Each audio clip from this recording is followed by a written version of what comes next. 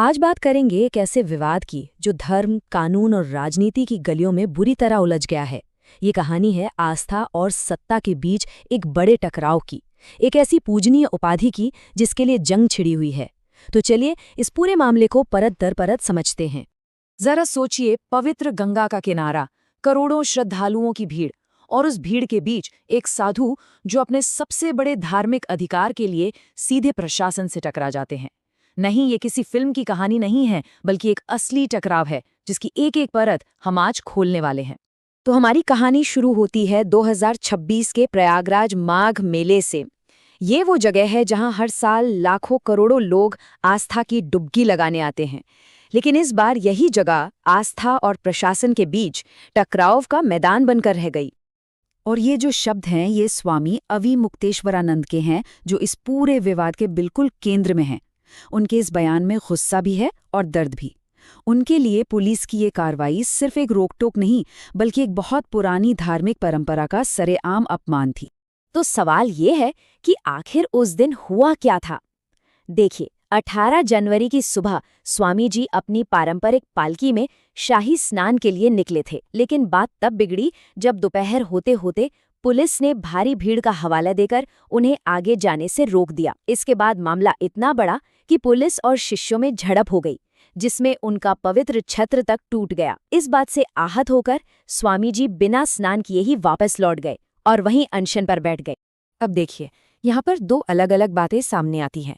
एक तरफ था प्रशासन, जिसका कहना था कि भाई हमारी तो जिम्मेदारी है लाखों लोगों की सुरक्षा देखना, कहीं कोई भगदड़ न मच जाए।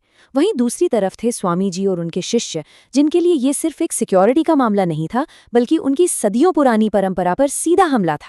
लेकिन बात यही खत्म नहीं हुई। ये टकराव सिर्फ धक्का मुक्की तक नहीं रुका।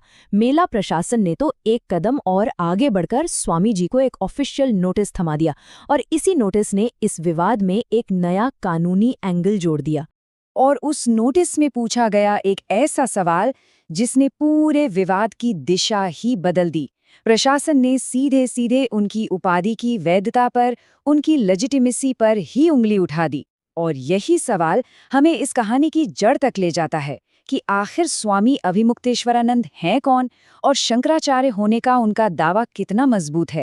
तो इस सवाल का जवाब ढूंढने के लिए हमें थोड़ा पीछे जाना होगा और समझना होगा कि स्वामी अविमुक्तेश्वरानंद का पूरा सफर कैसा रहा है, जो आज इस विवाद के केंद्र में खड़े हैं। तो देखिए, स्वामी अविमुक्तेश्वरानंद, जिनका असली नाम उमाशंकर पांडे है, वो वाराणसी के संपूर्णानंद संस्कृत विश्वविद्यालय से पढ़े हैं। वेद, पुराण, उपनिषद, इन सब पर उनकी जबरदस्त पकड़ मानी जाती है। लेकिन उनकी कहानी में एक दिलचस्प मोड़ भी है।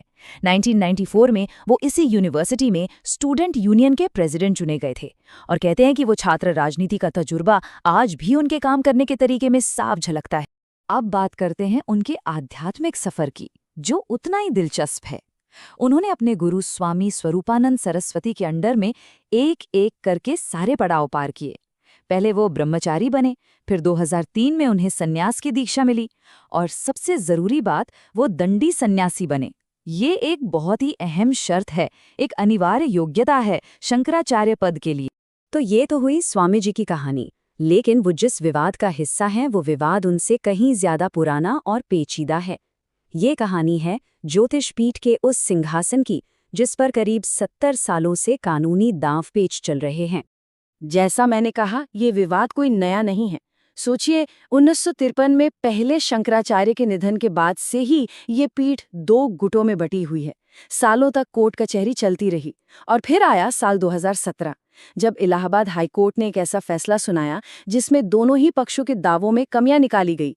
और कहानी का ताज़ा मोड़ 2022 में आया, जब स्वामी अविमुक्तेश्वरानंद को उत्तराधिकारी तो बनाया गया, लेकिन सुप्रीम कोर्ट ने उनके पट्टाभिषेक पर ही रोक लगा दी।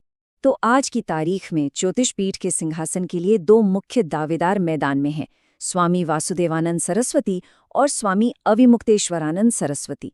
दोनों के दावे का आधार अलग अलग है, और मजे की बात यह है कि दोनों के मामले सुप्रीम कोर्ट में अटके हुए हैं। और सच पूछिए तो यही कानूनी कन्फ्यूजन, ये जो अनिश्चितता है, यही इस पूरे विवाद की असली जड़ है। चलिए अब एक मिनट के लिए इन आधुनिक अदालतों और कानूनी लड़ाइयों को भूल जाते हैं और उन प्राचीन नियमों की बात करते हैं जिनके हिसाब से असल में ये सब होना चाहिए। ये जो ग्रंथ है मठामनाय महानुशासन, इसे आप शंकराचार्य परंपरा का कॉन्स्टिट्यूशन या संविधान समझ सकते हैं। और इसे किसी और ने नहीं, बल्कि खुद आदि शंकराचार्य ने 8वीं सदी में लिखा था। इसी में सारे नियम कायदे लिखे हैं कि एक शंकराचार्य कैसा होना चाहिए और उसका चुनाव कैसे होगा। और इसके नियम मतलब बहुत ही सख्त हैं। उम्मीदवार को जन्म से ब्राह्मण होना चाहिए, दंडी सन्यासी होना चाहिए, अपनी इंद्रियों पर पूरा काबू हो जिसे जितेंद्रिय कहते हैं, वेदों का जबरदस्त ज्ञान हो और बोलने में भी माहिर हो। अब आज के विवाद में सबसे बड़ा सवाल यही उठता है कि क्या इन सभी शास्त्रीय प्रक्रियाओं का पूरी तरह से पालन किया गया है? लेकिन रुकिए, ये कहानी सिर्फ एक पद के कानूनी विवाद की नहीं है। ये कहानी स्वामी अविमुक्तेश्वरानंद के उस अंदाज की भी है जिसमें वो सत्ता से टकराने में कभी पीछे नहीं हटते। प्रयागराज में जो कुछ भी हुआ ना, वो कोई अकेली घटना नहीं है। अगर आप देखें तो ये उनके काम करने के तरीके का, उनके एक पैटर्न का हिस्सा है। वो अक्सर धार्मिक मुद्दों पर सरकार और प्रशासन से सीधे भिड़ जाते हैं। सबसे ताज़ा और बड़ा उदाहरण तो जनवरी 2024 का ही है। याद होगा जब उन्होंने अयोध्या में राम मंदिर प्राण प्रतिष्ठा समारोह का ही बहिष्कार कर दिया था।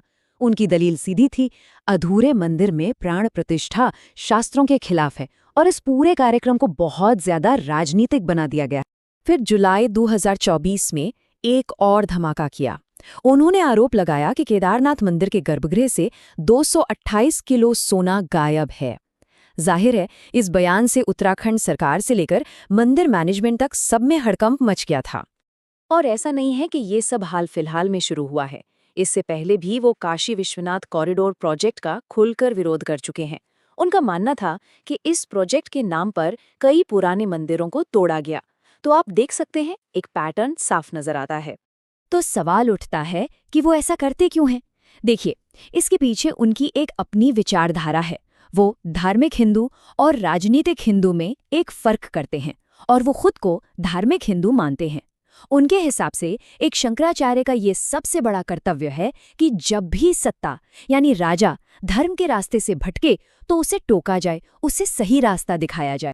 तो अब अगर हम इन सारे धागों को जोड़कर देखें, प्रयागराज की वो घटना, स्वामी जी का व्यक्तित्व, 70 साल पुराना कानूनी विवाद और उनकी अपनी विचारधारा, तो हमारे सामने एक बहुत ही कॉम्प्लेक्स, एक बहुत ही उलझी हुई तस्वीर बनती है। और आखिर में ये पूरा मामला हमें एक बहुत बड़े सवाल के सामने लाकर खड़ा कर देता है। जब सदियों से चली आ रही धार्मिक परंपरा और आज का मॉडर्न कानून एक दूसरे से टकराते हैं, तो आगे का रास्ता कौन तय करेगा? क्या इसका फैसला अदालतें करेंगी, या संत समाज करेगा, या फिर सरकार? शायद इसका जवाब हमें आने वाला वक्त ही देगा।